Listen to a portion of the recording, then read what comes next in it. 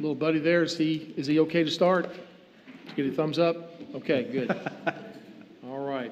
Well, it's good afternoon. If you wouldn't mind to check your cell phones and make sure they're turned off today.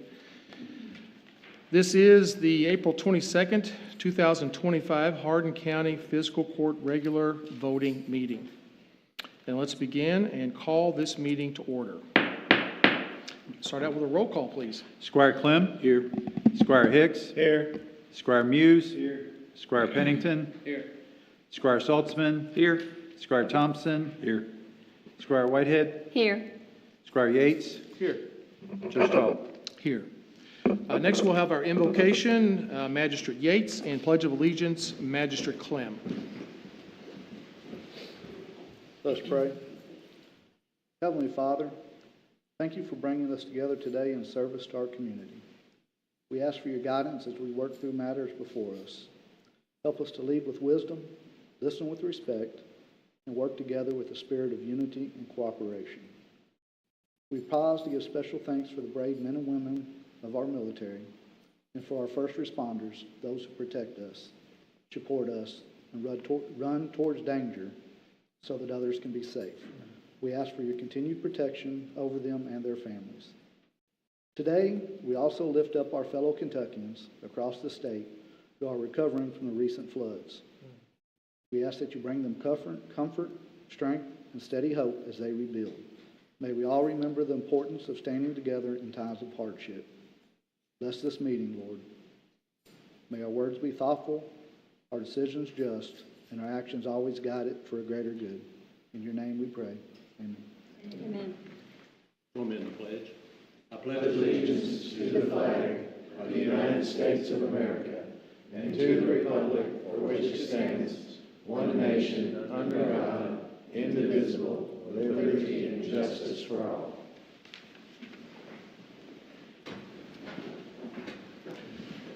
All right. Thanks again for joining today. Good to see all of you here, especially my mom. It's always good to see her. So let's review the agenda. Today we have some informational items that we'll go through. We have a couple of department office reports. We'll have a time, as usual, for citizens' concerns or comments. Then I'll be providing an overview of the proposed budget, so I'll be doing a presentation at that point in time. After that, we have a couple of items to vote on, an ordinance, a resolution, actually two resolutions, and I'll get into that when we get there. And then we'll have the consent agenda, and then our comments at the end as usual. All right, let's go ahead and move along. I guess before I do that, let me just maybe give a short status of the flooding disaster. And Joey was nice to show up today in case there's, if I miss something blatant, then he can fill that in. But basically, as far as roads are concerned, the county roads, unless something has happened today, I think there's still 5 county roads that are still closed because of the flooding, which is a bit unheard of, for water to be standing around that long after the rains. So, but it's down from a very long list, so we are making some good progress. The bottom line really at this point is that Joey and some others are going around the county to the victims of the flooding, doing some analysis, surveys that are required by the state of Kentucky, the Kentucky Emergency Management, and so they are sending those in. They've made a lot of progress and have most of those done. I think they just finished up West Point today. And is Colesburg done? So we've got Colesburg done, and I think Joey's been to the White Mills area and some of the other areas that have been hit. So there's still a few more to do, more individual type out in the county. Is that correct? So they're making really good progress on that and getting those things done. The thing that is at this point that's holding us up is we're still waiting on a declaration for a disaster area by the President of the United States. So all the information has been sent to his office and the people that need to receive that, and it's been there for some time. So we're still waiting for that. As soon as that happens, which there's some confidence that it will, but you never know until it's actually signed. So whenever it is signed, then that will open up the floodgates basically for FEMA to start doing all kinds of activity in the county and trying to help people with individual assistance. I believe that Joey has also started to collect information on public assistance for some of the roads and other, other issues that we've had with,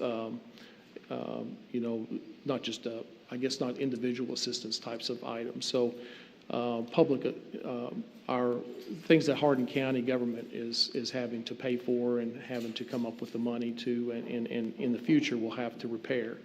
So there's both of those types of assistance that will become available. And so we're just looking forward to that moment whenever that is signed, and that will really change things and get us going again. Just a comment too that there's been a huge amount in the last couple of weeks since we first discussed this at the last meeting, a huge amount of community support. Churches bringing clothes and different items and organizations, Red Cross. I mean, it's just a huge list of which I tried to go through last time and failed. But so I won't try it again. But it's just amazing. It's the silver lining in this whole thing to see everybody come together like they have. Did I miss anything important, Joey? Okay. All right. Thanks. All right. So we'll move on then to approve the Hardin County Fiscal Court April 8th, 2025 minutes. Is there a motion to approve? So moved. Second. Okay. Moved and seconded. And any discussion?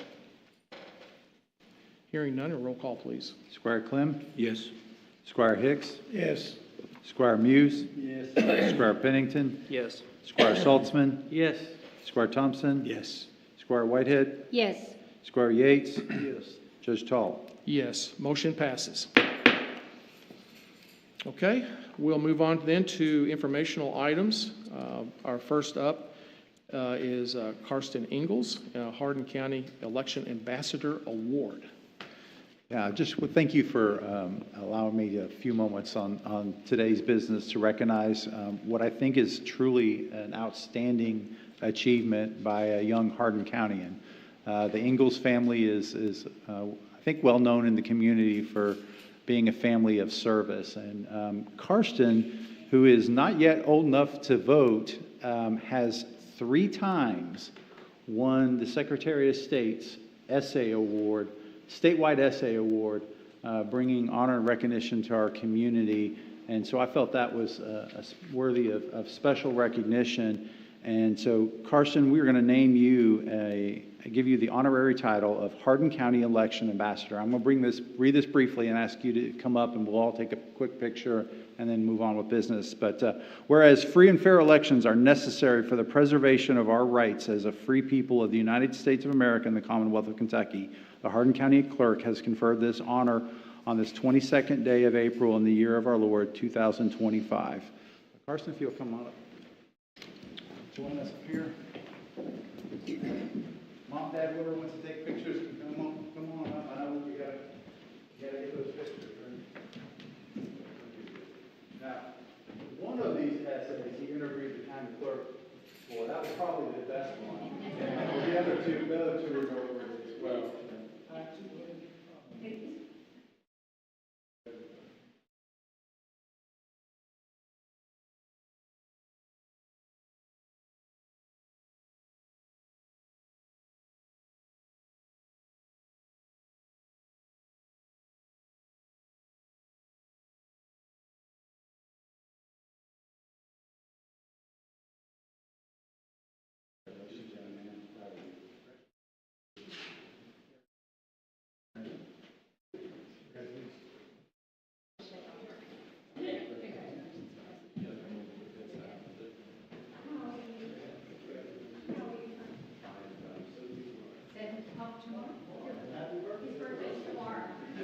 Happy early birthday. So congratulations, Carson. I know we're proud of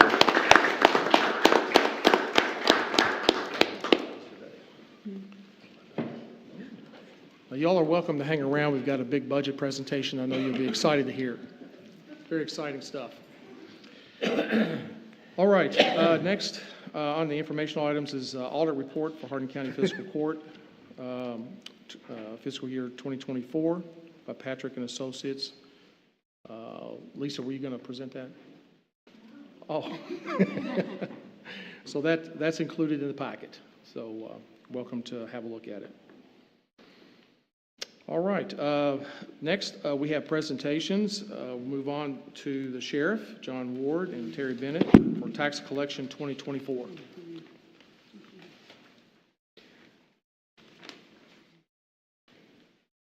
Well, I'm getting to go before an audit report and a budget report, so that might make my report actually a little interesting, even though it's not.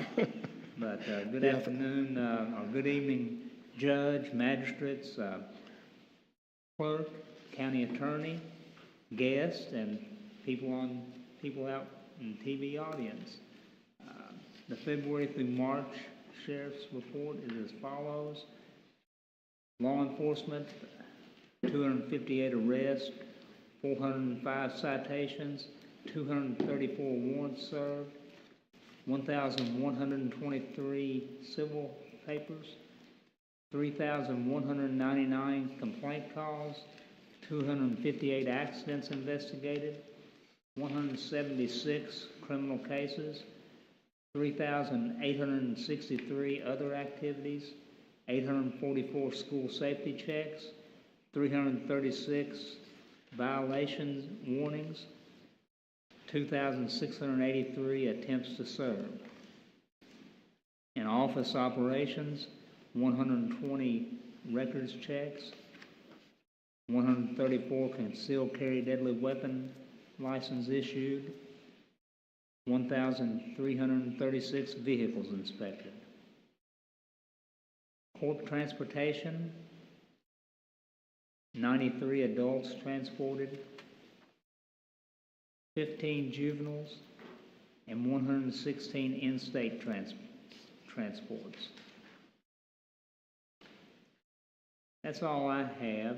I just wanted not to talk to you about how busy the Sheriff's Office has been the past bit. All first responders have been very busy, and first responders, volunteers. I wanted to talk about the community and what a great community we live in.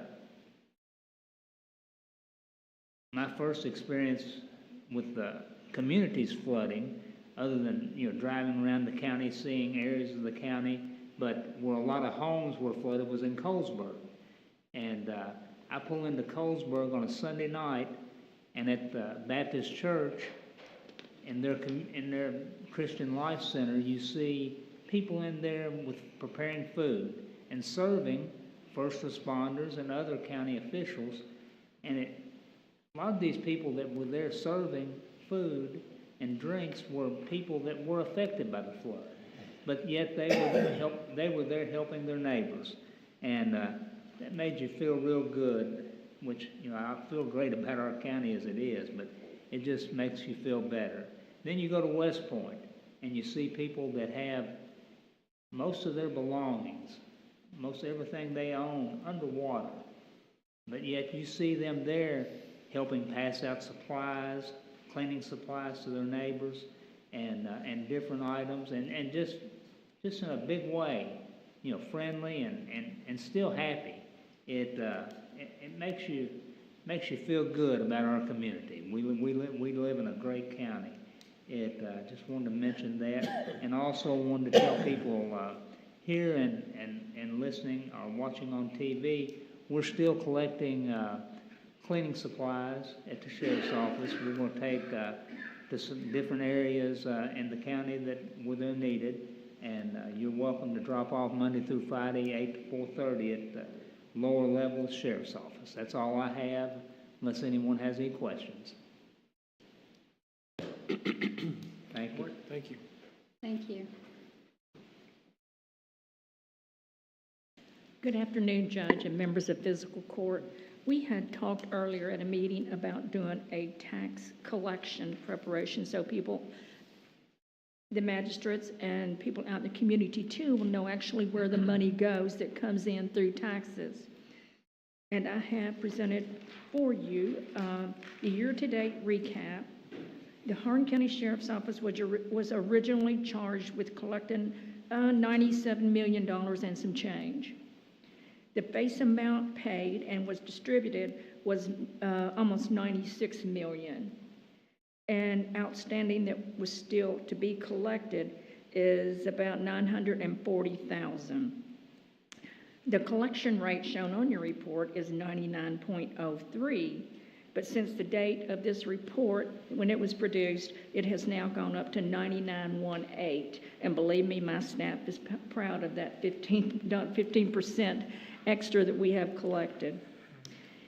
In 2024, the state received a little over $12 million of the money that we collected. The county received about $10 million. The common school district was almost $94 million. E-Town School District was about $7.6 million. The health department the health district was a little over $2 million. The ag extension was $1.7 million. Fire acres was about 1,700. The soil conservation district was 127,000. 911 was 2.5 million, and the county industrial taxes was 104.7 million. I'm sorry, thousand. Don't you wish it was million? But 104,000. I have included a chart which shows who got the percentage of the bulk of the money, which was in the pink, was the county common school district, the county school district. And that was about, we had talked earlier, close to, let me go back there to make sure I'm telling you right, which was about 53, almost 54 million.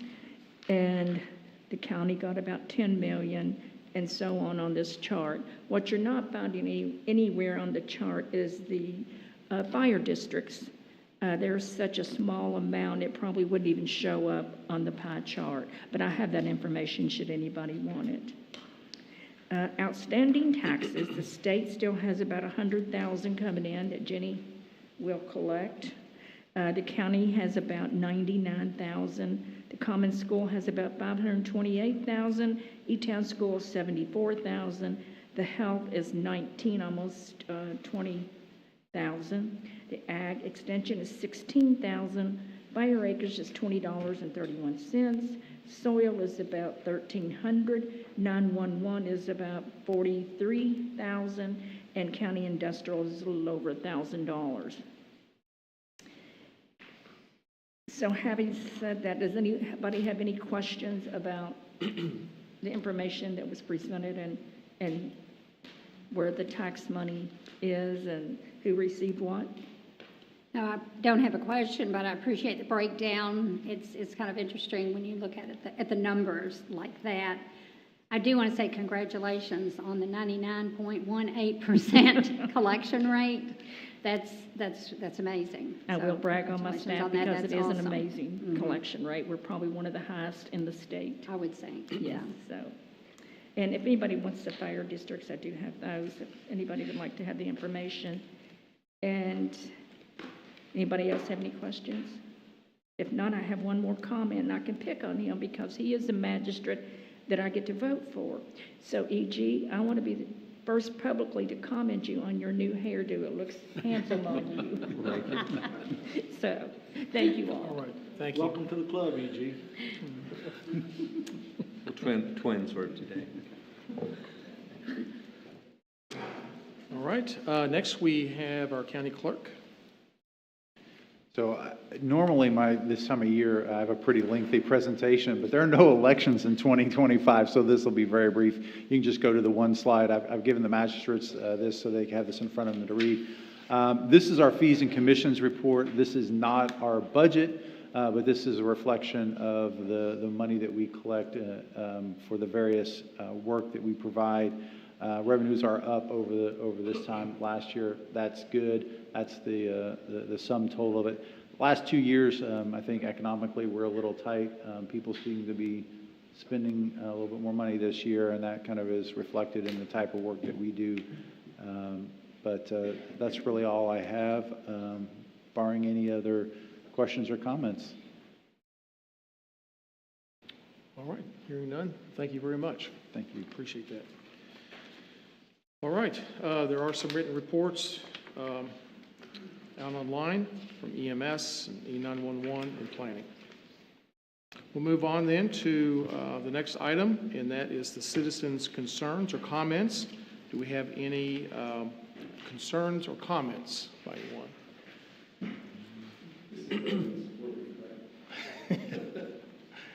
Thank you for indulging me, and I don't have any notes, so please forgive me. I'm here solely to say thank you to the county for the most part. That's item number one. The county has stood themselves up through this flood like you would not believe. When our 911 center went down on the very first night, they brought the 911 trailer in overnight and stayed overnight. Joyce Scott, can't say enough about him. The man evidently doesn't sleep. The road department's been there helping us clean up. Solid waste has been there. Animal control brought us a trailer for the people who were in the shelter to put their animals in. It's just been an overwhelming amount of support from the county and from the citizens of West Point. I'd just like to say thank you, particularly to the individual magistrates that showed up and got their clothes dirty. Mr. Pennington, Chris, Fred, it means a lot to me, and I know the citizens of West Point when the magistrates for the county actually show up. And it may be the first time that 3 magistrates showed up for anything that wasn't political. So again, I want to thank you for that. It was quite the experience. And also, I'm jumping ahead here, but I see on the agenda that the resolution to approve the interlocal agreement between Hardin County and Bullitt County, this is enormous. And I know Judge Tall pretty much led the charge. Judge Summers was involved. EMS was involved. A lot of people were involved. I want to thank everybody that was involved in that. This will reduce our ambulance response time in West Point from somewhere between 20 and 25 minutes to 5 to 7 minutes. That's huge. That's life and death. So again, thank you for all of these wonderful things that you've given us, and we will try to behave and not flood again for maybe a few more years. Thank you. All right, any questions? Did you get the log off the top of the pavilion? We did. One of our citizens magically, he called me like one night and says, "You want that log off there?" And I said, "Yeah, but I don't want the place destroyed." And the next morning I got there. They must have did it with elves or something. I don't know, but this huge, probably 800-pound log that was on top of the pavilion was on the ground all cut up the next morning. So yes, it's been miraculous. The people between the Red Cross and Salvation Army, and it's amazing. Come and see us. Thank you. Thank you, Mayor. I think this is, it's a good time to say that West Point definitely is in Hardin County. Right? So it's good. I was getting ready to say, it almost. Yeah, it almost went down the river, but it didn't. It didn't. All right. That brings us up to anybody else. I'm sorry. Shouldn't skip ahead. Anybody else have any comments, concerns? Okay? Yes, no? All right. We'll move on. Go ahead. Judge, I'm sorry. The individual's raising her hand. Yeah, please come up if you do. We've got to be able to hear you. Okay, well, go ahead. I just wanted to say, as Mayor had commended everybody, the flood is a very tremendous thing. West Point has always been hit very hard. Never got support from this end of Hardin County and Magistrate Pennington and everybody else. I want to say, we have shown tremendous love throughout the entire county. Everything has been taken care of quite well, and I am very, very, very, very appreciative for the love of the county and the togetherness of everyone. We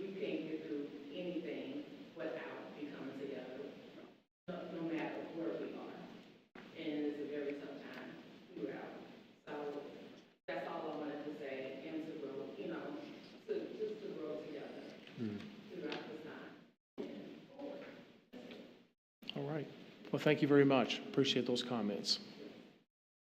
Anybody else? Okay. All right. We'll move on then, and if we'll bring up the presentation. Just want to take some time and go through, I won't, we've got actually quite a few slides here, so I'm going to kind of breeze through most of them and maybe spend a little bit of time on probably 4 or 5 slides. But again, this budget that we are getting ready to look at, this proposed budget, is it's difficult because it's trying to balance out the fact that you're needing to take and consider growth in the county, but at the same time with limited, very limited funds. So how do you balance that out? And it's not easy. I'll give right up front give credit to Lisa Pierman, our treasurer, and of course Bonnie Cerisi, who's both of them have worked diligent along with me to try to figure out how to make this work. And then I also want to thank all the departments that came in, presented their department budgets. They did a good job of presenting their bare bones budget with no changes, and which is hard when you know that there's some things that you really need to get in there, and then presenting those needs and then wants, and then we're going through that process of trying to figure out how to make all that work. So it was a long process, and I really didn't finish this up until about 5 o'clock today. So here we go. So go on to the next slide, please. All right, next one. And of course, just a reminder of the mission to maximize all available resources to provide well-planned, adequately resourced, professionally executed public programs, infrastructure, and services to the county citizens. A reminder of what this timeline looks like. This is a typical timeline here. We've obviously today, there was several steps before this, but today we present this proposed budget. We have some time over the next week or so with some finance committee meetings as needed to discuss this proposed budget and make any revisions that we need to make. We'll be ready then by May 13th. We have our public hearings as required, and also the first reading of the budget ordinance. And then on the 14th, immediately after, assuming that passes, that will be sent to our state and local finance office for them to go through it and give their approval. And then we'll have our second reading and adoption of the budget ordinance on June 10th. And then on June 14th, we'll submit to the Kentucky Department of Local Government. All of this has to be done before July 1st. Okay, the judge executive proposes a balanced budget of $60,780,000 and $515. So for fiscal year 2025-26.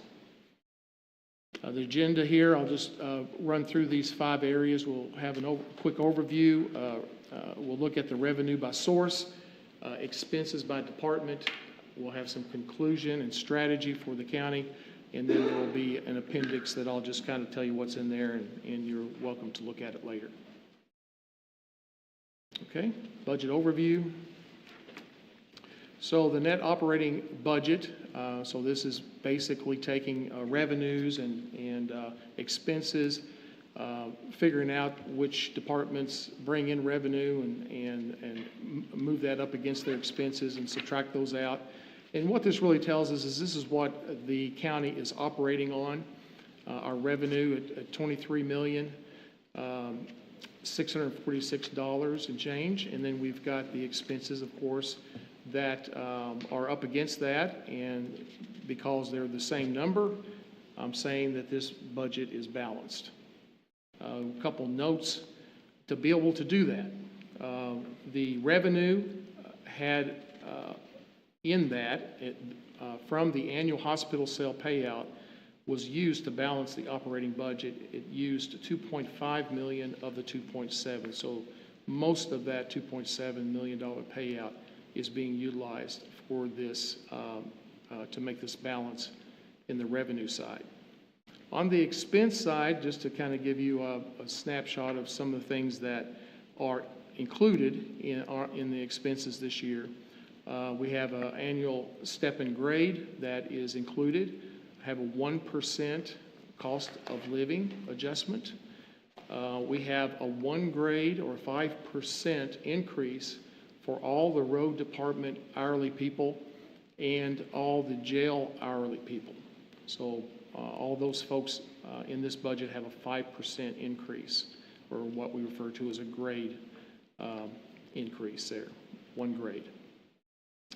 911 or 911, I'm sorry, grade increases, grade changes for 5 other employees, and the total impact of all of those is about a 1.8% personnel expense increase. So it's what I believe is a fairly conservative impact, especially with the number of people that are getting some pretty good increases in their pay.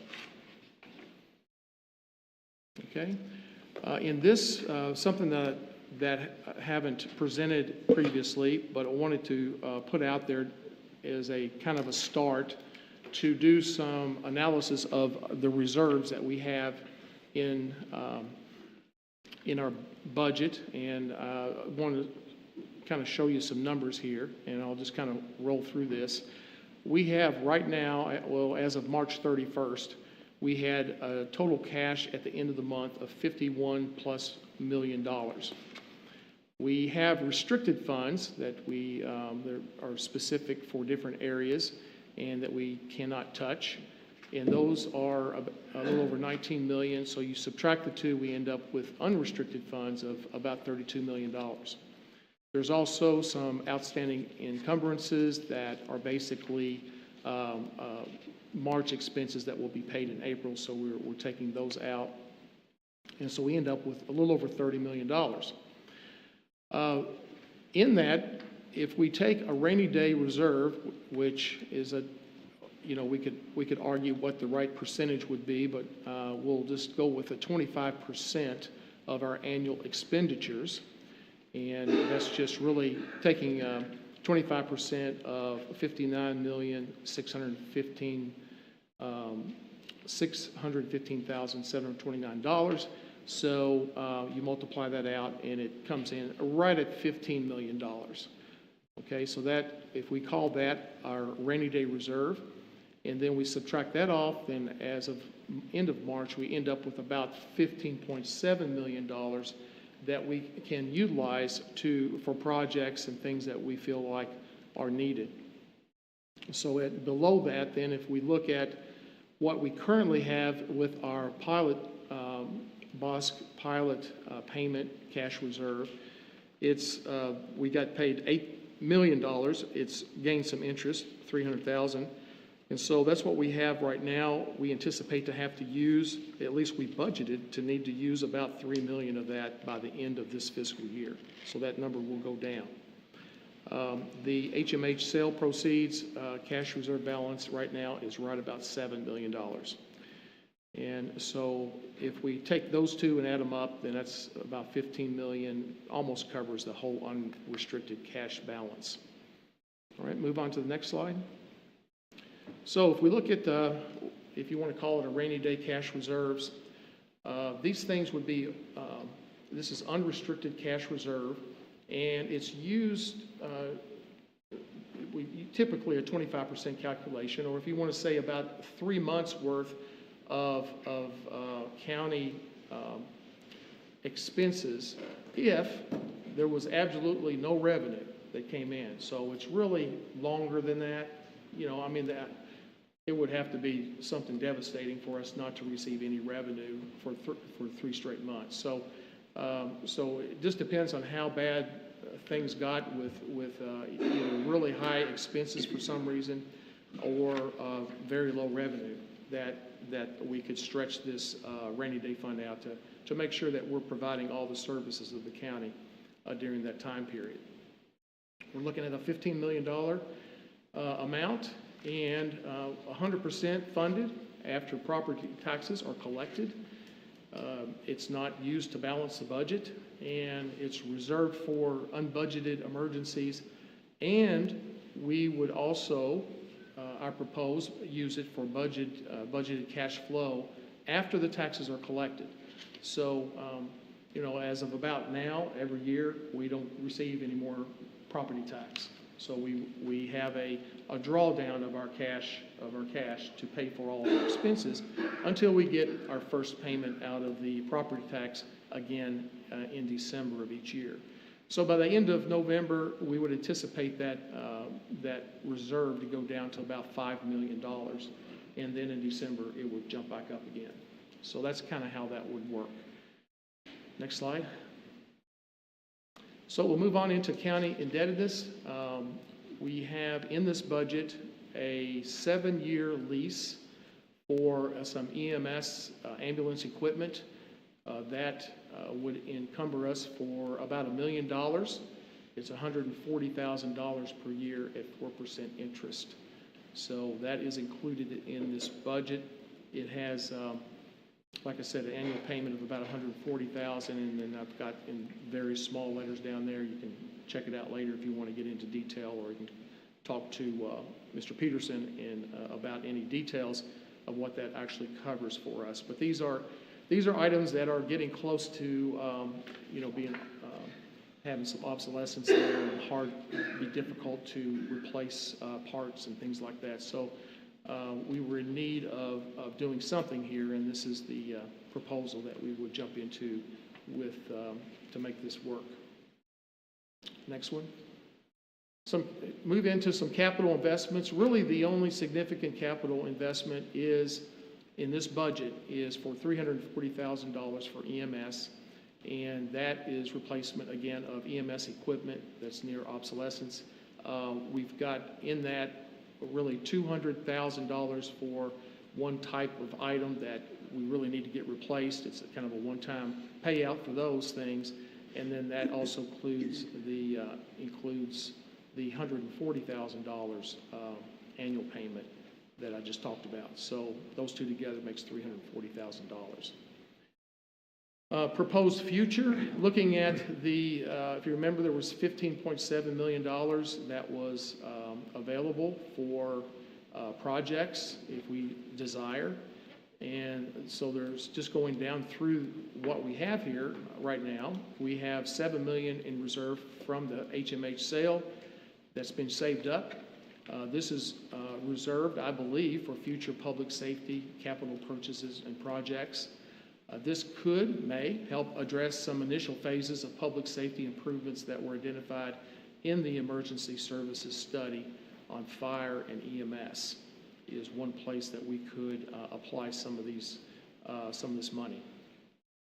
We also have what we at least estimate about $5 million by July in the Blue Oval pilot agreement funds and proposed use of emergency services project, primarily in Glendale, I believe. We are in need of a new fire and EMS station and equipment there. Obviously, $5 million will not do all of that, but it would definitely help with some down payment and help us to move forward with some of those projects. That leaves about $3 million or so. Again, nothing in stone here, as none of these are, but we would, these funds could also be used and proposed for savings for a building and equipment maintenance and replacement cost as we try to kind of flesh this out a little bit more in the next months to understand what we really need in the future. We have a large HVAC system here at this particular building that's getting pretty old and will need replaced, and so we need to make sure that we've got money in hand to take care of that. So we can just go down the list of various larger maintenance replacement types of costs that we need to save up for as we go forward. Okay, and then we've got the hospital cell annual payout. I just wanted to spend a moment on that, of why I wanted to, or felt really a need to include it. First of all, we didn't have enough revenue to cover all the expenses without something. So why use this annual payout revenue to balance the operating budget. Our annual hospital payout is a consistent revenue source, and it will be for the next 20 years. It's $2.7 million per year, versus we could use the Blue Oval pilot one-time payout, or we could even use general fund reserves that I've just went through to use for projects as a way to cover our operational expenses. So we have three, if you want to call them three different buckets we could pull out of. My opinion is that it makes more sense to pull from the consistent revenue source that will be coming in for the next 20 years. And of course, I'm not saying that we should use all 2.7 million every year for the next 20 years, but we have it available to us as we try to figure out how to continue to grow our services at a very efficient way. But if we, as we try to figure out how to increase revenues to cover all those, right now we have this available to us. And there is precedent here in the history prior to the sale of Hardin Memorial Hospital. Hardin County Fiscal Court did use some of their revenue to subsidize public safety expenses and EMS and jail medical expenses and other expenses. So just a few numbers there to kind of give an idea that this was being utilized in years past to help whenever they could and whenever they felt like they needed to beef up their budget to be able to spend it on a few things. So it's not unheard of to do this type of thing. Okay, next. So some challenges. I think I've mentioned a few of these. I'll hit a few others. The revenue challenges. This budget includes a 4% increase in the property taxes overall for next year. This will bring in approximately $1.1 million extra, and so takes it up to a total of $11.6 million in the budget. We are, again, I've mentioned utilizing a large portion of the annual HMH payout money. We are utilizing solid waste revenue for the general fund at $2.3 million. And we are needing and utilizing a portion of net revenue from the industrial taxing district for road and general funds. So $1.2 million going to the road department. It does not, this budget does not utilize any of the remaining Blue Oval pilot agreement, and there should be about $5 million, maybe a little more, I hope, by the end of this fiscal year. Next one. We'll look at appropriation challenges. Again, I just want to emphasize that we are fighting inflation. It's still something that is inherent in what we're trying to do here. All departments' wages and equipment costs are rising. There has been high inflation for the past 4 years, so that is a big impact. Now, the total subsidies, I want to make, this is what's in yellow here, total subsidies budgeted at $12 million. $12 million of subsidies, and I'm looking at what we subsidize the jail. This budget will take us to a $5.8 million subsidy of the jail.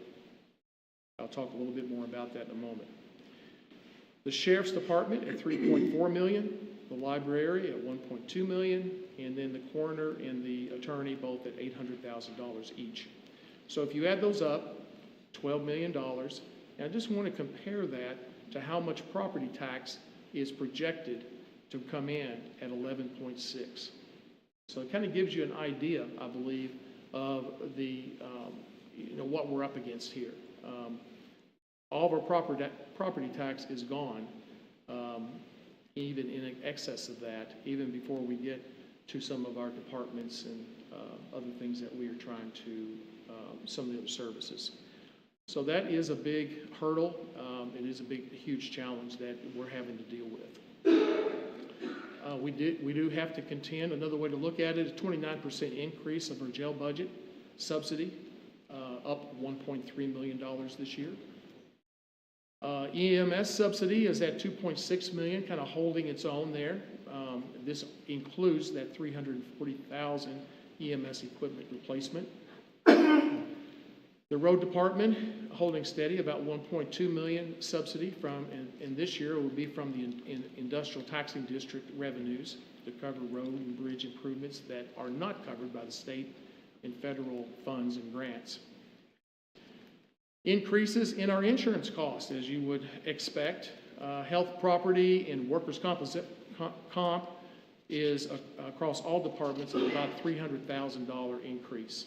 This takes us up to about a $4.5 million total for insurance in this budget. We also got a 1% COLA in addition to the automatic step and grade increases for all the departments, including the jail and the road and 911. All of that adds up to about $180,000, $179,000 cost to this 1% cost of living adjustment. It includes a lobbyist in Frankfurt. This is a new thing. We haven't used a lobbyist in Hardin County that I'm aware of to go to Frankfurt and help promote the needs of Hardin County. I want to especially work towards figuring out how we can get some legislation or some help to offset this massive amount of jail subsidy. This would be estimating in what's in the budget of $20,000. This is not a full-time lobbyist, obviously. $20,000 is a part-time, but there are other counties that are kicking in with some collaboration, maybe with some other local organizations that need some help with lobbying, and that's what I'm hopeful that we can do here, is split the cost of a good lobbyist to help us to bring in some more money for us. Also, a new part-time position that I'm proposing is an efficiency and innovation officer.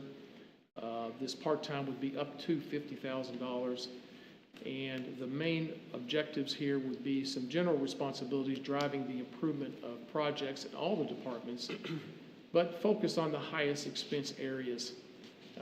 This person I would foresee would be working with our jailer, Josh Lindblom, to find new revenue sources and reduce expenses, and also working in conjunction with our lobbyist in Frankfurt on legislation on any monetary relief that we can possibly find. So that's kind of the purpose of having that person. All right, just a few charts I've got thrown in here to kind of give you an idea of what I mentioned, a 4% increase as we have taken that the last 2 years. Even with that, there's been a reduction of the property tax rate, and this past year it went down 0.2 cents from 11.3 to 11.1. We would anticipate that with the numbers that we have right now to go down to under 11 cents to about 10.8 or something like that. Next one. Just a quick note, I mentioned high inflation the last 4 years. You can see where we've been 4 years ago in 2021 at 4.7%, all the way up to 8%, which is obviously we've all felt that outrageous amount of inflation. And then in 2023 at 4.1, and then about 3% this last year. This chart shows some material costs. One of our big materials is asphalt cost. You can see that it continues to go up. Thankfully not at some of the rates that we saw back in 2021, 2022, but it's still going up from last year about $86 per ton up to pushing $89 a ton is what we're having to pay this year.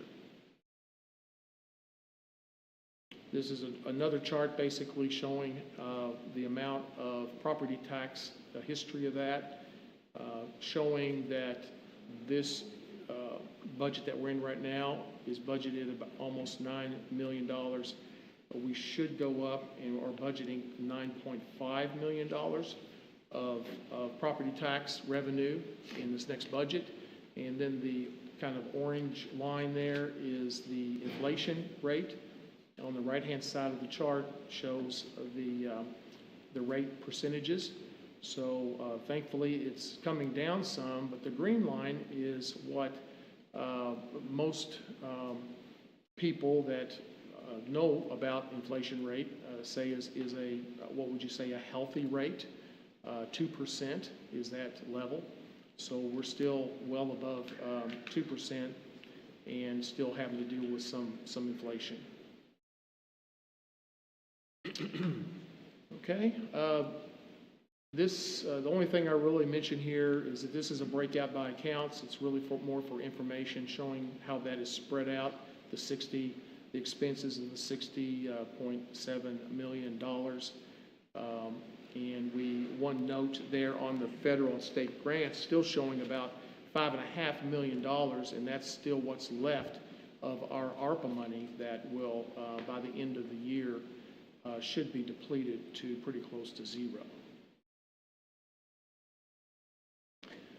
Okay, these are department budgets that have revenue.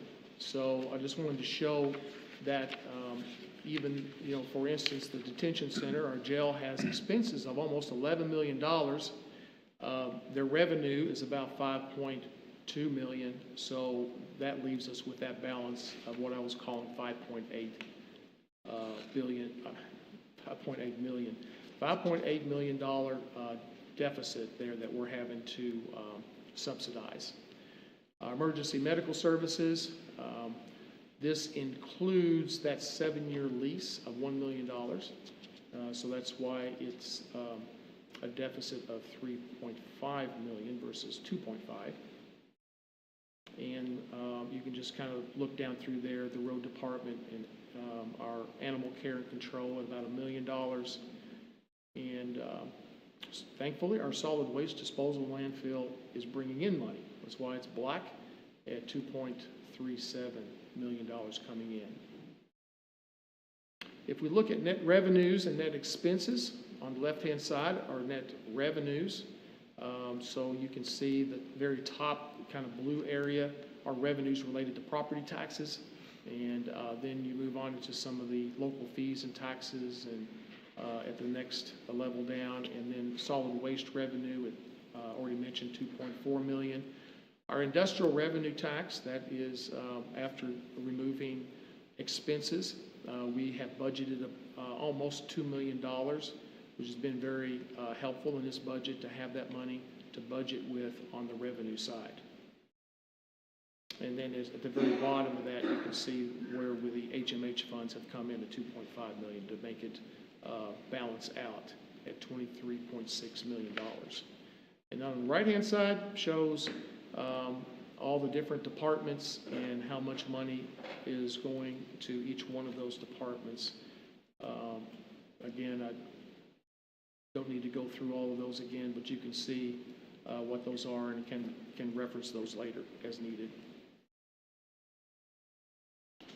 So the net operating revenue, just kind of another glance at where most of that is coming from. Taxes and fees obviously is the biggest chunk, 63%, $15 million coming in. We're needing about, like I said, $2.5 million from HMH funds. That's about 11%. And then industrial revenue tax is pulling in about 8% right now. So just another look at the same numbers. Let's look at just a couple of items here on budget overview. I'll try to skip through the ones I've already talked about. I think I've talked about all those, so we'll move to the next slide.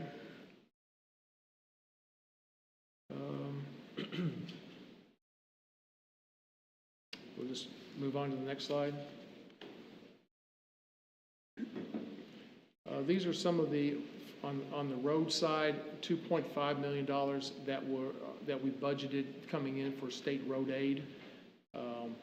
We have $1.4 million for asphalt concrete roads that we're paying for. No ARPA funds are being used. We've utilized all those that we could. And we have almost $1 million of state supplemental road and bridge funds that we have budgeted to come in from the state.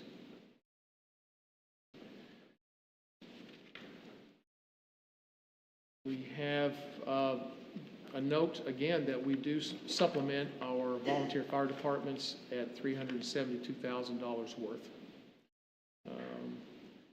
Next slide. And we do support our PVA at $250,000 there, $250,000, and $370,000 for the planning and development, and about $400,000 to support engineering services.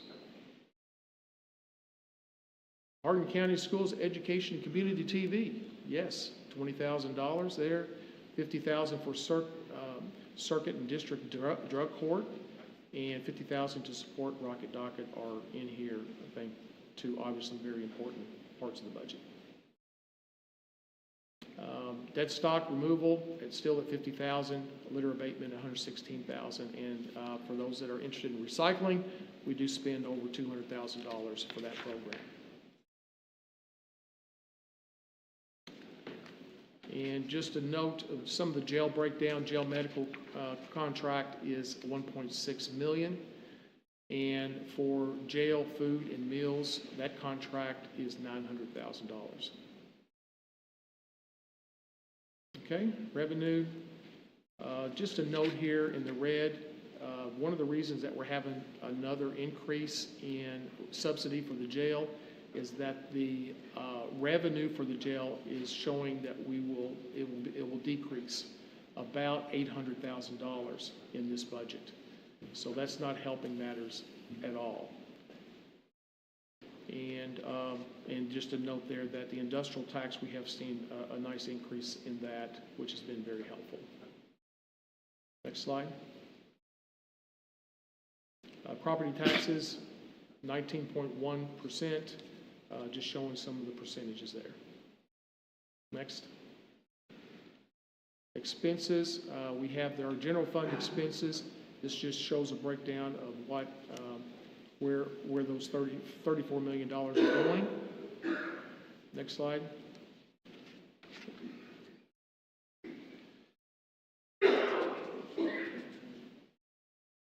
And next slide. Okay, and then restricted funds. This just shows where those are coming from, those expenses, or where they're going out of that almost $21 million. Okay, next slide. So conclude, again, our goal is still continue to try to stabilize and plan for the future. Safety, emergency areas, I've mentioned the equipment upgrades in EMS.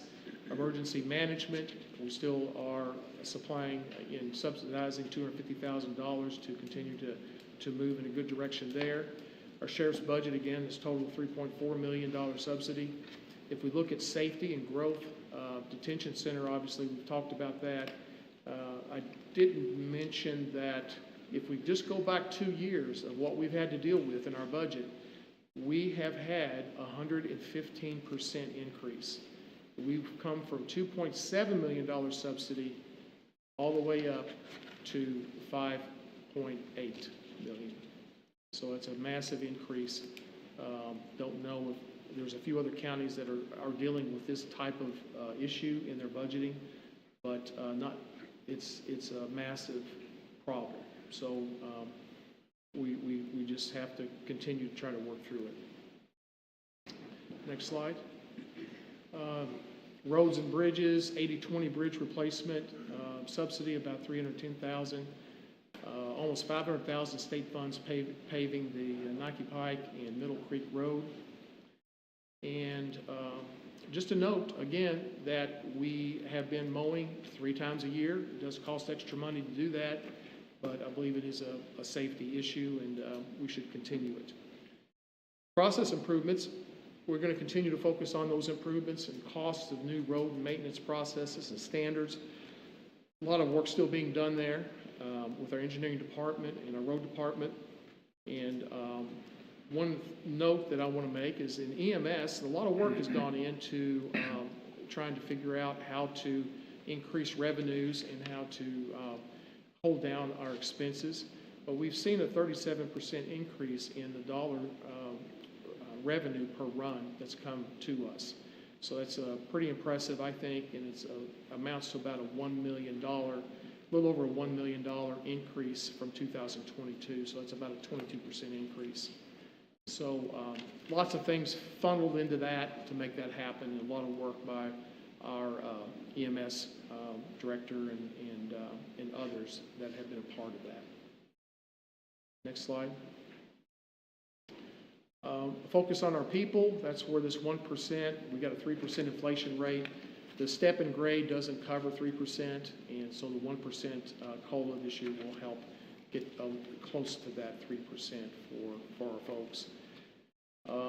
Communication transparency, will continue to update on the website and any costs associated with that. Infrastructure, we've got a huge amount of dollars, as we were showing in the ARPA money that we will be spending this year for water and sewer projects at our water districts. Improvements, innovation. Again, this is where I'm trying to add 2 part-time positions, a lobbyist and a efficiency innovation officer. Animal care, upgrade some kennel equipment, and then the library, our community, again, we've increased that about $80,000 to support that. Okay, and then in the appendix, there's several charts and other ways to look at some of the data. I included the schedule of payments that are due to us from Baptist Health Hardin. You can see we've got the first 5 years through 2025 completed, and there's another 20 years to go. Just go ahead real quick through there, BK. Personnel. Next. Just showing that our salaries have the impact of some of these changes took us up about $500,000 if my math is right. Next. Just again showing kind of the breakout of personnel benefits. Next.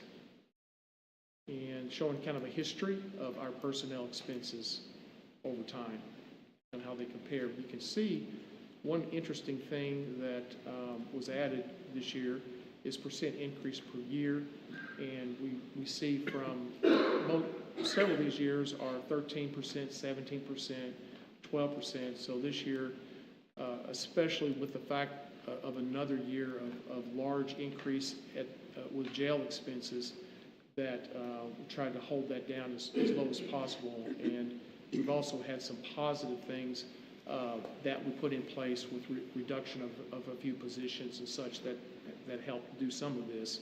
But we end up at about 1.8% increase this year.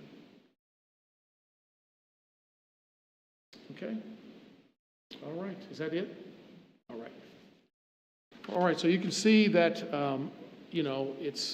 it's difficult whenever you have some of these challenges, but I believe we've come up with a pretty balanced approach. At least I'm hopeful that we can proceed with something at least close to this.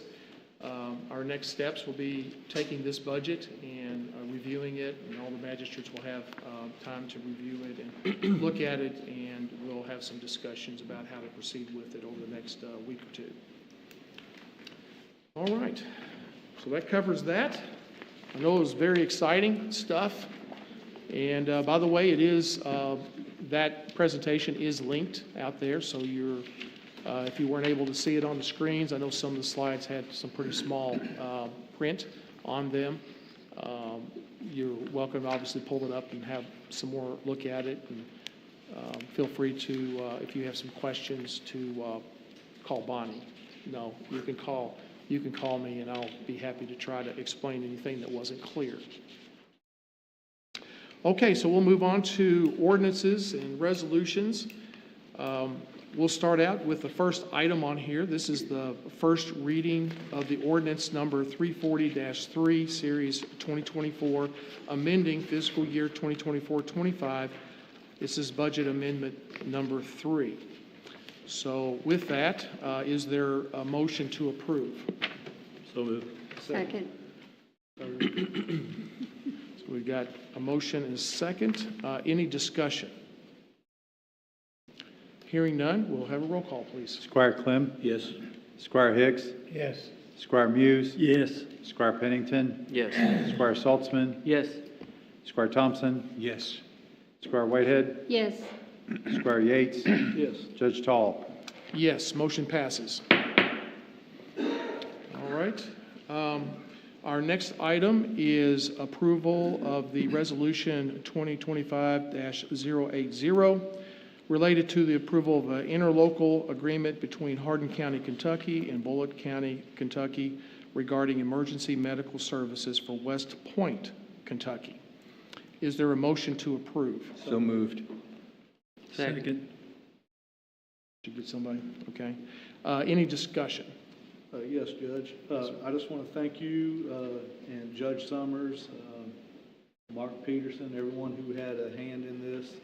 I do believe this is a win-win, as Mayor Shirisi said. It's, for West Point, not eliminating, but cutting in half the response time there. But it's not only going to help West Point, it's going to help Ratcliffe in the response times, because if we're taking an ambulance from West Point, or from Ratcliffe to West Point, we're probably tying up for an ambulance for probably at least an hour mark, somewhere around in there. Yeah. Yeah, right. So, it's a win-win for everybody. So I think this is a great idea, and be a huge improvement. Yeah, appreciate that. for all of us. Yeah, it's very exciting. As we've been trying to move through this, it's one of those things that you think once you kind of think through it and you present it, that it would just happen really quick. But it's taken some time to because really Bullitt County had to want to do this. Right. It's they've got a station that's maybe I think the mayor said maybe 5, 6, 7 minutes away from West Point. And whenever that was proposed, whenever Mark came up with that idea, we started to look at it, and it made a whole lot of sense for us, but we had to kind of figure out how to bring Bullitt County on with it. But once they really understood it and saw it, and then Judge Summers was willing to really, to dig into it and understand it, he called me back one day and he said, I just made that drive. That's only 5 minutes. And so once he saw that and understood the impact that would have on the people of West Point, then he was all in. So I really want to give a lot of kudos to him to be willing to do this and sign this agreement with us. So it's a huge game changer for those in West Point, from really 20, 25 minutes, like you said, down to 5, 6, 7 minutes. And also anybody that travels 31W in that area, it'll be a big game changer for them too if they have an accident there. So I appreciate those comments, though. It's exciting when something like that happens. Any other comments about this? Yes? I did want to note that is, like this agreement, there's no additional cost to the county for this. That's correct. Right. And there's no changes as far as the folks in West Point and getting an ambulance to call. Yeah. Continue the same process. Yeah. That's correct. Yes. Any other comments, questions? All right, hearing none, we'll go ahead and have roll call, please. Squire Clem? Yes. Squire Hicks? Yes. Squire Muse? Yes. Squire Pennington? Yes. Squire Saltzman? Yes. Squire Thompson? Yes. Squire Whitehead? Yes. Squire Yates? Yes. Judge Tall? Yes, motion carries. Okay, our next item, I overlooked something here, so I'm going to make a change. Pull a resolution out of the consent agenda. It's resolution 2025-067.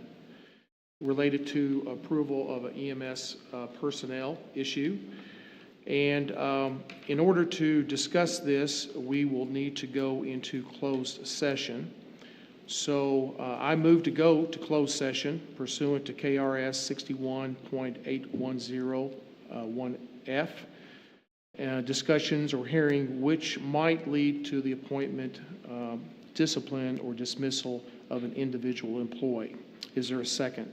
So moved. Okay, second. Any discussion? Second. Okay, hearing none, there's a roll call, please. Squire Clem? Yes. Squire Hicks? Yes. Squire Muse? Yes. Squire Pennington? Yes. Squire Saltzman? Yes. Squire Thompson? Yes. Squire Whitehead? Yes. Squire Yates? Yes. Judge Tall? Yes, motion passes. Okay.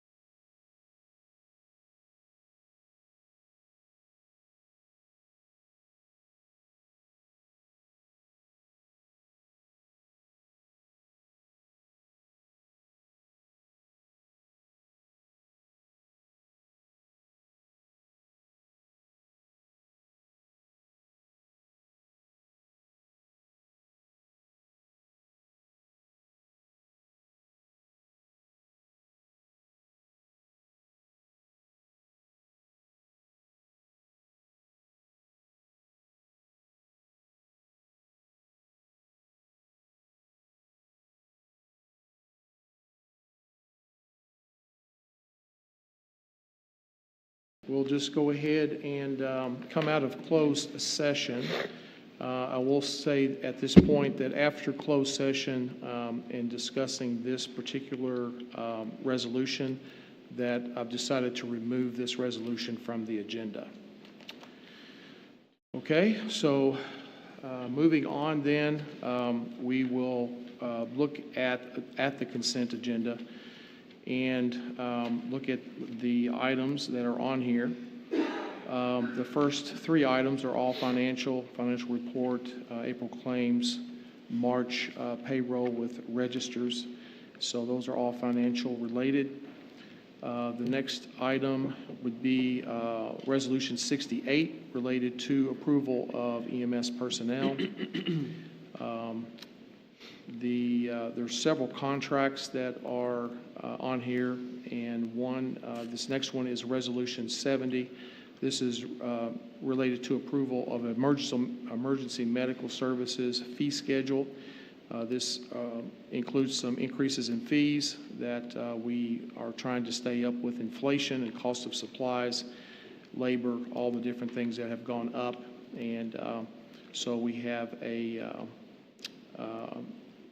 some fees that have been changed to be able to keep up with that and continue to provide this service. The next item is, or the next two really, are landfill contract updates, one with Tetra Tech, some work orders that they've done some work for us, and amendment number 9 to the agreement. The next one, Resolution 72, related to approval of the Pearl Hollow mowing contract. So, again, same contract we've had in the past. The next item is around our roads. This is approval of Resolution 73 related to approval of a contract between Hardin County Fiscal Court and Commonwealth of Kentucky Transportation Cabinet, Department of Rural and Municipal Aid. It's the County Road Aid CRA, and this is for about $2.3 million. Next item is 74. It's related to the approval of Patrick & Associates, LLC, to conduct our fiscal year 24-25 audit. It's about $30,000 for this required audit. Same people that we've used in the past. A couple more personnel, 75, 76, approval of building and grounds personnel and changes to personnel policies and procedures handbook regarding bereavement leave updates. The next one is 77, related to approval of emergency management search and rescue grant application. So this is, again, trying to get some money to help us with some materials that we could use there. Next one is Resolution 79, related to approval for appointment of David Earls to the Hardin County Tax Assessment Appeals Board. Then Resolution 81, related to approval of financial transfers. That's a financial one there. And then we have the Resolution 82, related to the 6th Amendment to the landfill gas purchase agreement dated 1/31/2005. And finally, the last four items are all committee meeting minutes. All right, so after going through those, does anyone want to remove any of these items to be voted on separately? Yes, Judge. Yes, which one? I have a few that I'd like to be removed, E through H. E. So what are the resolution numbers? I'm sorry. Starting with 68, 2025-068. Okay. All the way down to 072. And then K through N, which is 075 through 079. And P, which is 082.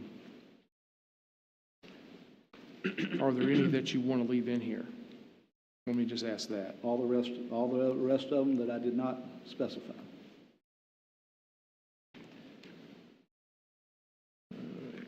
So 75 76, did you say? Yes, sir.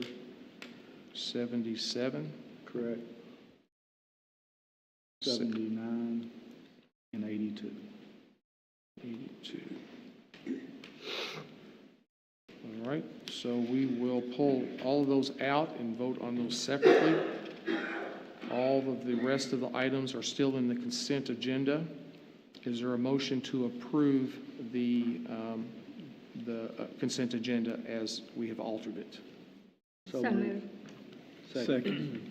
All right, roll call, please. Squire Clem? Yes. Squire Hicks? Squire Hicks? Yeah, I hear you. Thank you. No. Squire Muse? Yes. Squire Pennington? Yes. Squire Saltzman? Yes. Squire Thompson? Yes. Squire Whitehead? Yes. Squire Yates? Yes. Judge Tall? Yes, motion carries. Okay, we'll now go through each one of these separately. So first one is Resolution 68 related to EMS personnel. Is there a motion to approve? So moved. Second. Catch that? Yes, sir. Any discussion? Judge, I just wanted to make a brief comment. Everyone's probably wondering why that I asked for these to be removed. Just for I know we're trying to get more transparent. In your slide here recently that you presented was one of the things to work on transparency. I think it would be a positive thing that if we started removing some of these items that are not day-to-day operations and voting on them individually. That way we can have some discussion if need to be about them.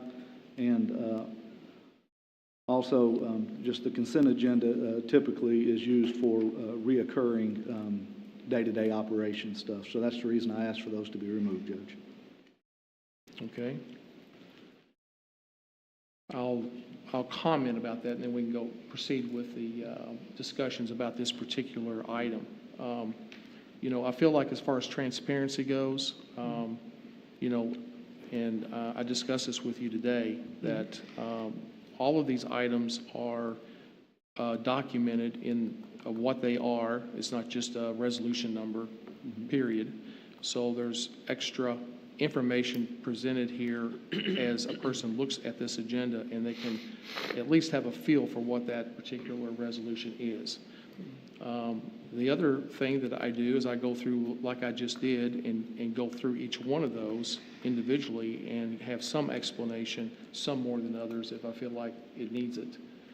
And then the third thing is that all of these resolutions, except for the personnel ones, obviously, are out and have been out since last week for anybody that's interested in any of these, including yourselves, to go and look at exactly what they are, and the contracts are all attached. The contracts have all been,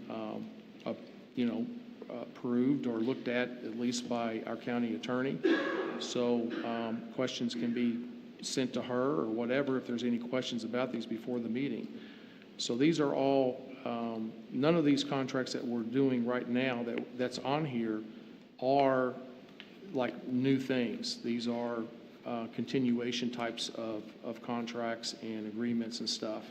So it just seems like it would be, for one thing, it saves some time just by having them in here. And if there is a particular one that there's some consternation about, then obviously I'm given opportunity to pull it out and look at it separately. I'll take your comments to heart, and I'll look and see if there needs to be some adjustments, and I think there can be. Maybe there was too much put into the consent agenda in the past, since we've been going along here for a couple of years. But I believe that just keeping the only the meeting minutes and financial transfers, and that's basically all that's left. Is the only thing that goes in the consent agenda is moving the dial too far over, you know. And it's just going to take a lot of extra time to go through each one of these individually. I don't have a personal problem with going through. I mean, we can just do away with the consent agenda and just go through every single item, every single meeting that we have, and it stretch the meetings out for an extra hour. You know,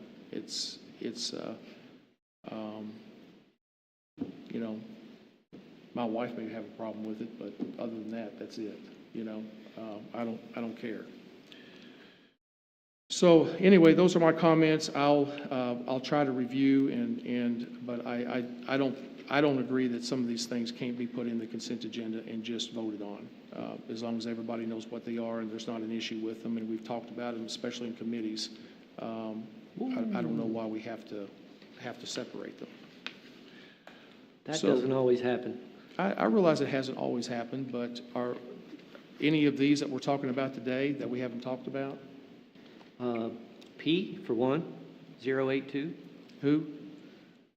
Which one? Resolution 8082. I don't remember seeing that in anything in the Public Works meeting. I don't remember, honestly, whether we did that one or not. It's pretty basic. That was in a committee meeting, and we did discuss that. I thought we did. Well, I didn't see it in the minutes, so. It was okay. with the landfill gas, the contract, and between East Kentucky Power and Republic. Yeah, I think we talked about all of these, and they're all pretty basic. So anyway, but we'll proceed through this today. So is any discussion on this particular 68, Resolution 68? Hearing none, we'll have a roll call. Squire Clem? Yes. Squire Hicks? Yes. Squire Muse? Yes. Squire Pennington? Yes. Squire Saltzman? Yes. Squire Thompson? Yes. Squire Whitehead? Yes. Squire Yates? Yes. Judge Tall? Yes, motion passes. Next item is Resolution 70, related to the approval of emergency medical services fee schedule. And is there a motion to approve? So moved. Second. Moved and seconded. Who was the second? I didn't. Thank you. Aaron? Yep. Okay. Any discussion about this one? Just to be clear, Judge, for the folks out there that's watching, it says medical service fee schedule. We're talking about the ambulance run rates. So it involves, rates will be increasing across the board as far as the ambulance service run fees. Any other discussion? Hearing none, may I have a roll call, please? Squire Clem? Yes. Squire Hicks? Yes. Squire Muse? Yes. Squire Pennington? Yes. Squire Saltzman? Yes. Squire Thompson? Yes. Squire Whitehead? Yes. Squire Yates? Yes. Judge Tall?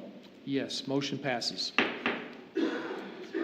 Next is Resolution 71, related to approval of Tetra Tech work orders and amendment number 9 in the agreement.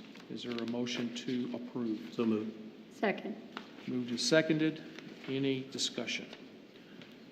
Again, just to be clear, Tetra Tech is a company that we've used for years and years, and this is something we renew every year. I agree, Judge. But I had a question of someone recently. We have an engineering staff, so why do we employ an engineer at the landfill? They are specialty, and our engineering department's not qualified to handle those things. So that's why we have an additional layer of engineering if anybody's concerned about that cost.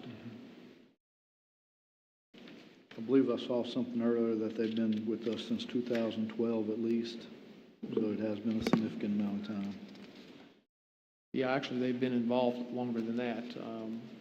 Whenever the landfill was originally designed, they were part of that design. So they're very familiar with the landfill. A good company to keep track of testing and make sure and keep us out of trouble. So at first, I also questioned whether we needed them or not, but after meeting with them and going through what they do, I came to the conclusion that we should have them and continue to pay them for this service. And I did review this contract change. I'm trying to remember to put my initials on it, and I don't think I did on this one, so that you'll know that, but I did. Any other discussion? Okay, roll call, please. Squire Clem? Yes. Squire Hicks? Yeah. Squire Muse? Yes. Squire Pennington? Yes. Squire Saltzman? Yes. Squire Thompson? Yes. Squire Whitehead? Yes, Squire Yates? Yes. Judge Tall? Yes, motion passes. Next one is 72. This is related to approval of Pearl Hollow Mowing Contract 2025. Is there a motion to approve? So moved. Second. Moved and seconded. Any discussion? I just wanted to mention on this one, I had asked that Republic sign off on this contract because it is part of the lease agreement that they can control this. And so I think the version you have should show their sign off and their review. And I think they even made a few changes. So I just wanted to make you aware of that. Any other discussion? In addition, this is a lease as well as a mowing, and I understand that they're only going to grow hay. Is that correct? That's correct. Any other discussion? Roll call, please. Squire Clem? Yes. Squire Hicks? Yes. Squire Muse? Yes. Squire Pennington? Yes. Squire Saltzman? Yes. Squire Thompson? Yes. Squire Whitehead? yes, Squire Yates? Yes. Judge Tall? Yes, motion passes. You skipped 73, right? Yes. 75 is the next one. Correct. 75, related to approval of buildings and grounds personnel. Is there a motion to approve? So moved. Second. Moved and seconded. Any discussion? I may have missed it in the committee meeting, but is this a new hire or refilling a position that's, Refilling a position. okay. Will this completely staff them then with the? Yes. Yeah. Any other discussion? Hearing none, a roll call. Squire Clem? Yes. Squire Hicks? Yeah. Squire Muse? Yes. Squire Pennington? Yes. Squire Saltzman? Yes. Squire Thompson? Yes. Squire Whitehead? yes, Squire Yates? Yes. Judge Tall? Yes, motion passes. Next is approval resolution 76 related to the approval of the changes to the personnel policies and procedures handbook on the bereavement leave updates. Is there a motion to approve? so moved, Second. Moved and seconded. Did you get the second? Any discussion? And just to comment on this, I know, and the reason I'm commenting, because I think if you all desire to do this type of leave, it is fairly unusual, and it does have a cost, and employees need to understand that this is a benefit. And so I think it is worth mentioning so that employees understand. In most workplaces, you have to use your sick or your vacation time in this situation. So it's not without cost, and it is a benefit to them. Any other discussion? Hearing none, roll call, please. Squire Clem? Yes. Squire Hicks? Yes. Squire Muse? Yes. Squire Pennington? Yes. Squire Saltzman? Yes. Squire Thompson? Yes. Squire Whitehead? yes, Squire Yates? Yes. Judge Tall? Yes, motion passes. Next is the approval of Resolution 77 related to approval of emergency management search and rescue grant application and for SAR and Tracer. Is there a motion to approve? So moved. second, It's been moved and seconded. Any discussion? You wouldn't happen to know, Judge, of how that money or what we're receiving was determined, do you, by any chance? I'm just looking at like Letcher County got 20-some thousand versus our 2,500 or something. Yeah, there is some Sure, there's a equation formula or something. thing that's, yeah, I honestly do not know the answer to that, how they come up with that number. But the Tracer, though, is an acronym for Technical Rope and Cave Emergency Response. Right. I knew that. Yeah. And I was thinking, I mean, we got a lot of caves. I don't know if it goes off of cave miles or what. I don't know either. Maybe Letcher County got because of all the mines.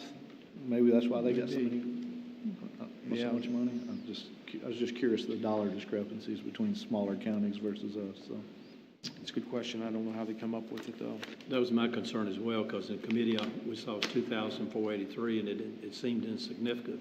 But then when we got the documents to back it up, we're the fourth largest county in the Commonwealth, and we're getting $2,400, and Letcher County is the 53rd county in the Commonwealth, and they get 22,000. So there's got to be some sort of formula that I'm not aware of there.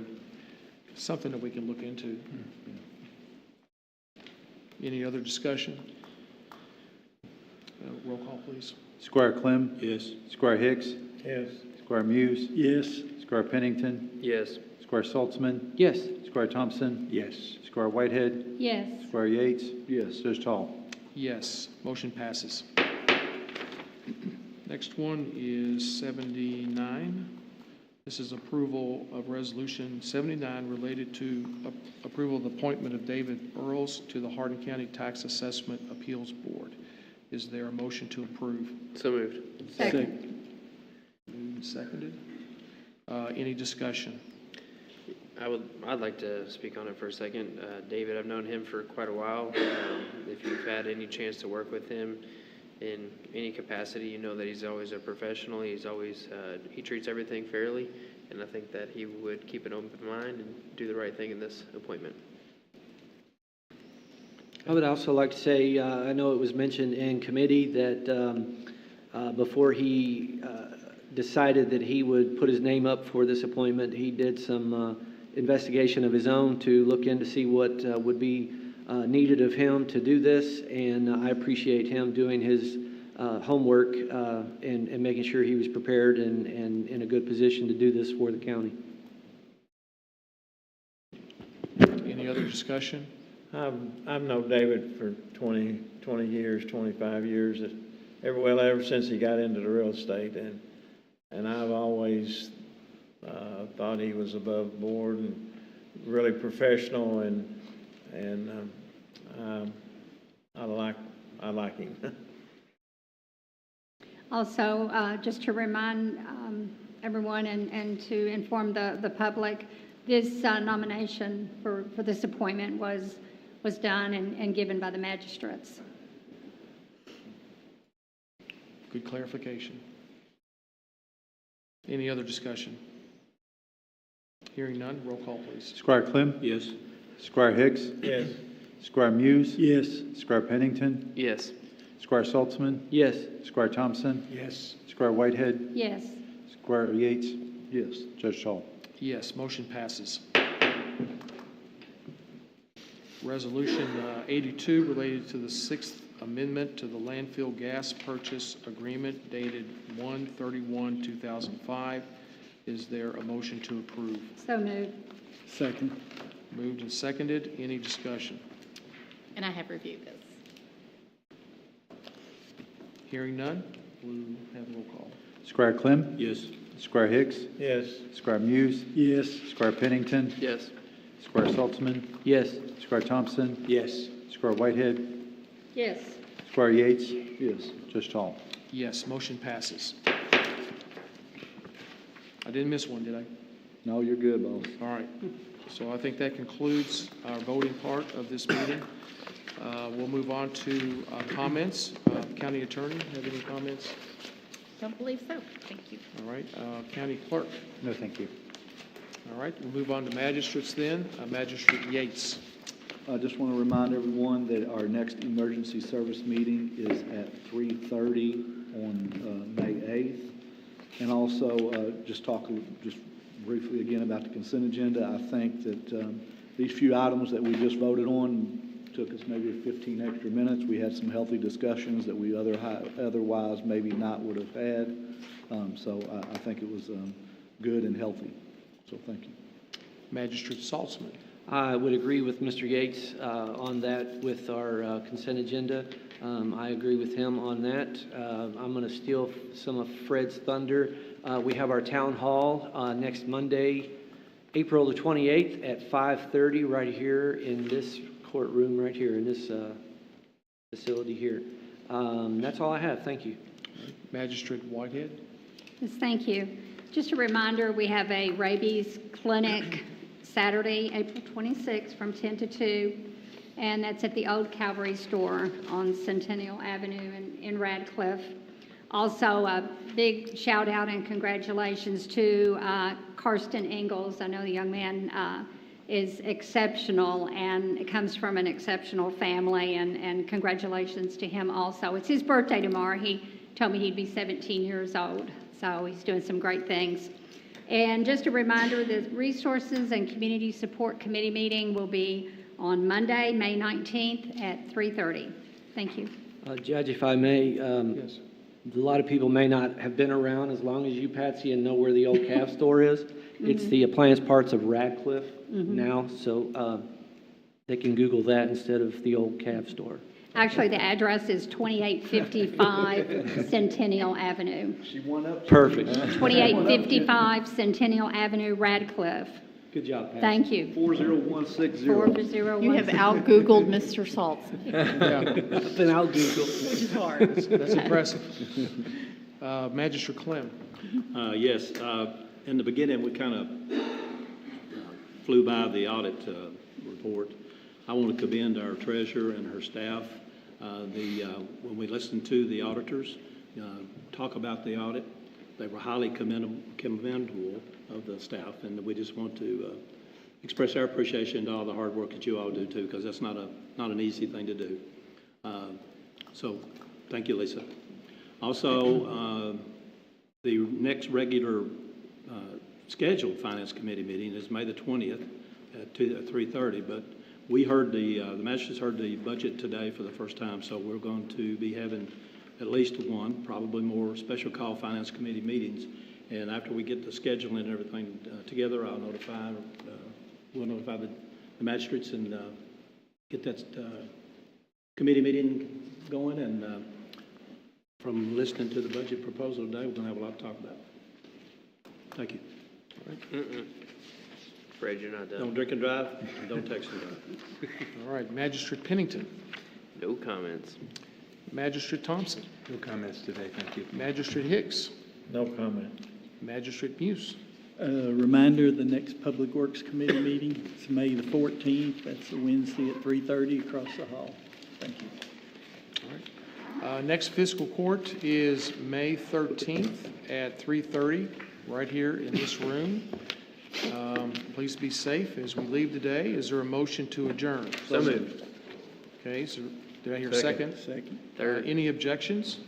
Hearing none, this meeting is adjourned.